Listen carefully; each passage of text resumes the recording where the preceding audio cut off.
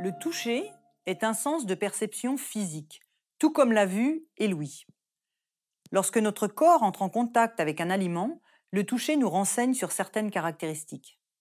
Une partie de ces caractéristiques sont aussi perçues par la vue. Mais si vous palpez un aliment avec vos mains tout en ayant les yeux fermés, vous percevrez quand même sa forme, sa taille et sa texture.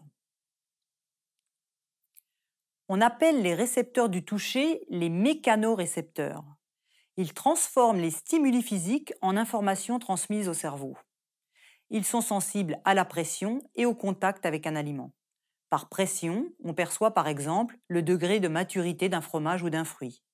Et par contact, la douceur de la peau d'un fruit.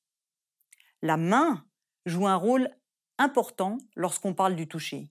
Mais d'autres parties du corps possèdent des récepteurs du toucher et notamment la bouche.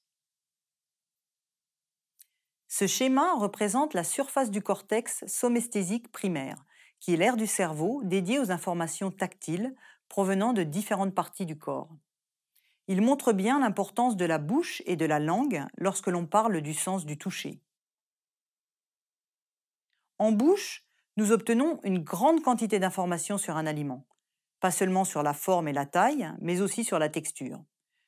Nous pouvons par exemple percevoir un aliment comme étant plutôt lisse, granuleux, mou ou dur. La texture est déterminante dans l'appréciation de certains aliments, comme par exemple la viande, pour laquelle la tendreté est un critère essentiel. La texture est aussi une affaire de culture. Dans les pays occidentaux, le visqueux et le caoutchouteux peuvent provoquer une certaine répulsion. Dans certaines régions d'Asie, le riz collant et gluant est apprécié, ce qui n'est pas le cas en Europe. Les Inuits et les Argentins apprécient les aliments à consistance plutôt dure, qui nécessitent une mastication ferme. Les Mexicains et beaucoup d'Africains apprécient plutôt une consistance molle. En Europe, chaque région a son type de pain. Au nord, on préfère le pain mou, tandis qu'au sud, on apprécie une croûte croustillante, d'où le succès des baguettes françaises.